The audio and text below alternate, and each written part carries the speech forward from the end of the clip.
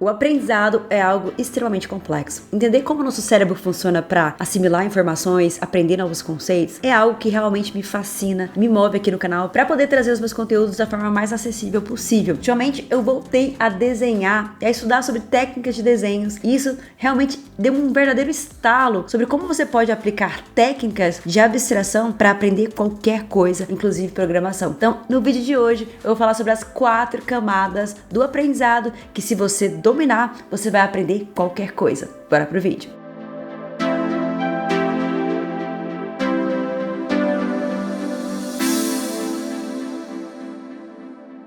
Olá pessoal, bora para mais um vídeo. Eu sou a Carol Tequita, seja muito bem-vindo ao Atequita Dev, que é o meu canal de tecnologia, que eu tô sempre compartilhando aqui conhecimento com vocês. Vou pedir desculpa porque eu já tô bem rouca, eu já gravei um vídeo hoje, mas vamos tentar gravar o segundo, né? Mas a ideia aqui é falar sobre aprendizado. Recentemente eu comecei a voltar a desenhar. Para quem não sabe, eu sou formada em artes visuais. Então na época da faculdade, em 1900 bolinha, né? Tem mais de 15 anos que eu formei. E naquela época lá eu esqueci muita coisa de teoria e tal, porque desenhar é muita técnica também. Tem teoria por trás do desenho para você entender como que você pode ali se expressar através do desenho, né? E com essa nova jornada eu aprendi algumas coisas que eu achei interessante e o que eu percebi veio muito de encontro com um vídeo que eu assisti aqui no YouTube do Justin Sung, que fala sobre as 4 camadas do aprendizado que todo mundo deveria entender. Nesse vídeo ele fala basicamente quais são as camadas do aprendizado, né? Como que você estrutura o aprendizado, como que você estrutura nesse passo a passo para que você consiga otimizar o seu aprendizado. Porque qual que é o principal erro das pessoas?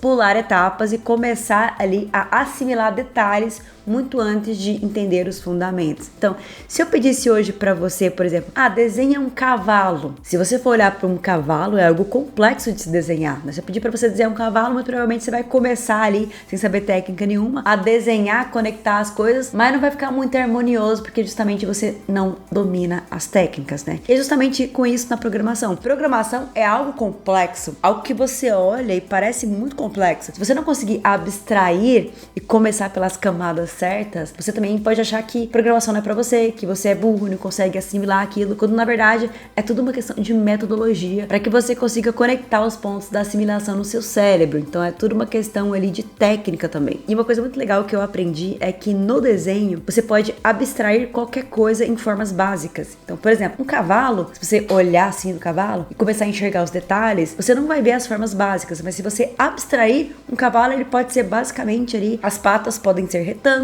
o corpo pode ser um retângulo, ali a cabeça pode ser um triângulo. Então você consegue abstrair aquela forma complexa, né, em formas básicas. E isso você pode também levar para qualquer coisa, inclusive na programação. Então a primeira camada do aprendizado é uma camada que a gente chama de lógica. O que é a camada de lógica? É a camada que você vai estabelecer um raciocínio lógico, uma visão macro daquele tema que você está estudando. Da mesma forma que eu olho para o objeto e tento abstrair quais são as formas básicas que formam aquele objeto, né? Eu vou olhar para o conceito que eu estou estudando, identificar quais são os conceitos básicos, as palavras-chave que estão dentro daquilo que eu estou estudando. E isso é muito curioso, porque essa técnica das formas básicas, né? Inclusive, a ideia é que você não olhe o objeto por muito tempo. Você olhe rapidamente e já consiga abstrair as formas básicas. Porque se você começar a olhar por muito tempo, você vai se ater aos detalhes. E esse é um dos principais erros de quem está estudando programação, principalmente. Você pular essa camada da lógica, né? Você já ir para os detalhes, e nos detalhes você pode até memorizar algumas coisas, mas como você não tem os fundamentos para conectar os pontos, você pode se perder e simplesmente achar, poxa, isso aqui é muito complexo, eu não consigo entender, porque você não consegue entender a base que está por trás daquilo. E estudos mostram que construir essa conexão entre contextos pode melhorar 50% aí da sua memorização, do seu aprendizado. Por isso que é muito importante fazer esse mapa inicial, fazer um mapa inicial mapeando ali os conceitos e as palavras-chave. Então, colocando isso na prática, né, você vai gastar de 10 a 15 minutos tendo essa visão geral sobre o tema que você está estudando. Então, eu acabei de ler e estudar sobre algo, eu vou gastar de 10 a 15 minutos para traçar ali uma visão geral de tudo que eu estudei. Eu vou mapear ali as palavras-chave e os conceitos básicos ali acerca daquele assunto. Depois, o segundo passo é você resumir ali aquela visão geral que você entendeu, né? Você vai resumir aquilo, explicando ali de forma geral. A ideia é que você consiga explicar de uma forma simples para que até uma criança consiga entender. Me explica como se eu tivesse 5 anos. E o interessante é que como nesse estágio você ainda tem um conhecimento muito básico ali, muito geral daquilo que você está aprendendo, normalmente é muito mais fácil explicar de uma forma fácil, porque você não tem ainda a visão dos detalhes e da complexidade. Então, por ter essa visão mais abstrata, isso vai até te facilitar ali a escrever esse resumo ali mais fácil de assimilar. Se eu estivesse estudando, por exemplo, estrutura de dados na programação, qual que seria a camada 1? É entender o que é uma estrutura de dados e quais são os principais tipos, sem entrar em detalhes, mas quais são os principais tipos de estrutura de dados e para que serve uma estrutura de dados dentro da programação. Quem diria que após tantos cursos, finalmente encontraria um que não é mais um copia e cola de códigos. Esse é um depoimento público do curso.dev que tá lá no site para todo mundo ver. Na verdade, é só mais um entre os mais de 1.500 depoimentos reais que você encontra lá no site. Nenhum desses foi escolhido a dedo. O que a pessoa comenta realmente aparece na home do site. Então, assim, se você tá cansado de copiar e colar código sem entender o que você está fazendo, o curso.dev do Felipe Deschamps foi pensado para te proporcionar uma experiência única para realmente aumentar a sua confiança como programador. Cada detalhe nesse sentido foi cuidadosamente pensado, oferecendo 2 tipos de abordagens diferentes. Então, dentro do conteúdo você tem as pistas rápidas, né, que é como se fosse uma visão geral,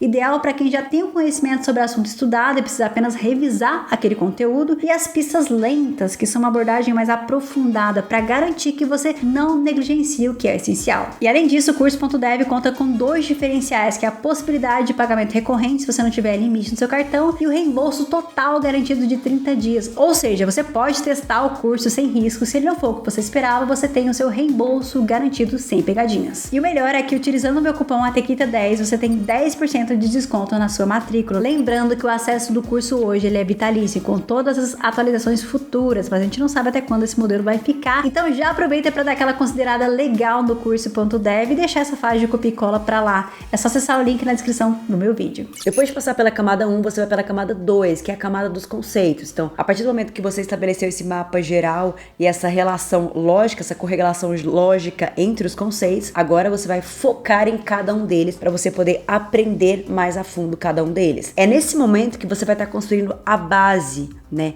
de fundamentos, que é importante para você seguir na frente e começar a detalhar isso, entrar em detalhes sobre cada conceito. Então aqui você vai aprender a base, os fundamentos de cada conceito que foi abordado ali dentro daquilo que você está estudando. Então a ideia é que você dedique de 60 a 70% do tempo se aprofundando nesses conceitos para que você realmente entenda esses fundamentos. Essa etapa, ela é fundamental e ela não pode ser pulada. Tem muitas pessoas que já pulam para a camada 3, que é a que eu vou falar aqui em seguida, né? Que justamente se sentem perdidas, porque, poxa, a pessoa não conseguiu, principalmente, estabelecer a conexão entre os conceitos, que foi o passo inicial, e segundo, entender os fundamentos que tá por trás do que vem à frente, que são os detalhes, né? Da implementação. Então, cara, se você tá estudando programação e já tá colocando a mão no código, fazendo projetos e tudo mais, beleza, né? Você tá tendo ali o exemplo prático e tal, mas se você não acompanhar a teoria de fundamentos, você vai se sentir completamente perdido. Você vai se deparar com um problema que você não conseguiu resolver porque simplesmente você decorou as coisas que você fez. Então é por isso que estabelecer essa base de fundamentos é tão importante. Dedicar de 60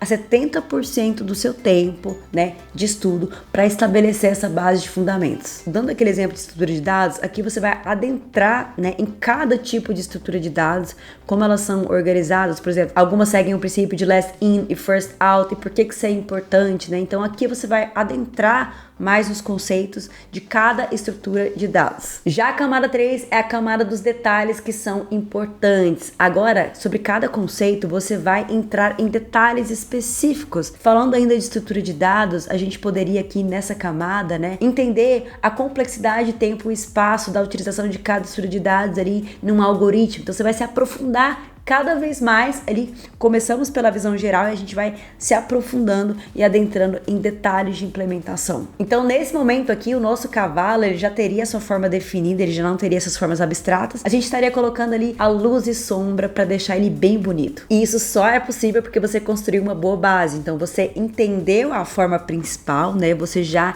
desenhou a forma principal, agora você está colocando apenas os detalhes. E é essa a ideia. Eu acho que até aqui é até um raciocínio meio lógico, né? A gente entende que a gente vai se aprofundando e entrando em detalhes, apesar de que tem gente que pula essas etapas. Mas a quarta camada camada que é a mais interessante, que é a camada onde você vai deixar os detalhes arbitrários. Em um desenho, lembra que a gente rascunhou as formas básicas ali do nosso cavalo? Nessa etapa, agora que a gente já tem a sombra e tudo mais, eu vou apagar aquelas linhas que não fazem mais sentido ali para o meu desenho. Ou seja, nessa quarta etapa, você vai limpar todas as informações arbitrárias que não fazem ali mais sentido para o seu entendimento geral. Então, a ideia é deixar o seu resumo o mais claro possível para que isso te ajude na memorização e no entendimento e tirar tudo que está poluindo, tudo que é detalhe que não é importante ali para o que você está estudando. Essa quarta etapa acontece muito quando a gente está colocando em prática, né? Então, por exemplo, estou estudando estrutura de dados, eu estou aplicando tal estrutura em um problema que eu estou resolvendo. Então, nesse momento, você começa a criar essas conexões, assimilar de uma forma diferente e você começa a cortar os detalhes que não são mais importantes, que na verdade eram só decorebas ou informações ali que na prática não vão te ajudar a entender aquele conceito. E isso é legal porque isso faz você gerar materiais extremamente poderosos ali para revisão, para memorização e para assimilação de conteúdo. Seguindo essas 4 etapas de forma estruturada, você consegue ter ali um roadmap muito mais preciso e entender principalmente que tudo tem fases. Então, poxa, às vezes eu não tô entendendo isso porque eu tô indo um pouco mais à frente, tô detalhando muito mais e eu deveria entender os fundamentos por trás disso antes de detalhar. Então, você vai entender que o aprendizado, ele precisa dessas etapas sobrepostas para que você consiga entrar no nível de profundidade, de detalhamento, assim como a gente fala da programação, que é algo extremamente complexo. E eu acho que ter essa visão de estruturar o seu aprendizado também te ajuda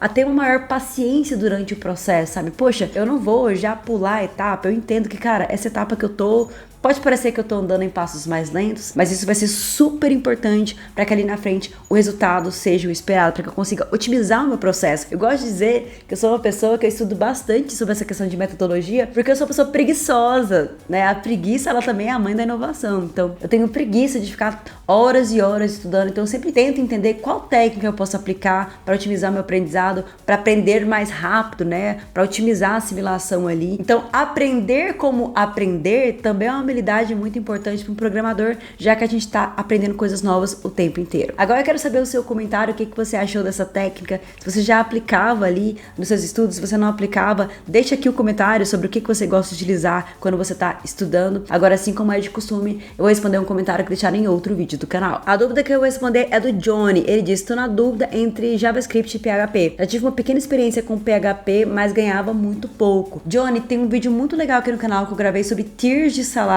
no mercado de tecnologia. Lá dá pra gente entender que tem vários tipos de empresa ali, umas que competem localmente, outras que competem ali a nível nacional e global, e o salário vai variar de acordo com o tier da empresa. O que acontece é que PHP é uma linguagem muito popular em empresas que competem localmente, né? Software house, agências de publicidade que vão construir sites ali, atender a demanda web. Então, justamente por isso, o seu salário ele fica mais difícil de atingir a um tier de nível nacional ou global, né? É claro que eu não tô falando que não se utiliza PHP nessas empresas de outros tiers, mas é que é mais comum você ver a aplicação disso em software house e agências de publicidade, justamente por conta das ferramentas que a gente tem, do WordPress principalmente e do Laravel, que é utilizado para desenvolvimento web. Mas, cara, já vou abrir seus olhos também que você pode utilizar essa linguagem para poder fazer freela para gringa, né? É uma possibilidade de você aumentar aí o seu salário pensando em moeda forte, né? Espero que eu tenha conseguido responder a sua dúvida. Agora, assim como é de costume, eu vou indicar outros 2 conteúdos para vocês maratonarem aqui no canal. Um desses conteúdos foi uma ferramenta legal que eu compartilhei, que é o Notebook LM,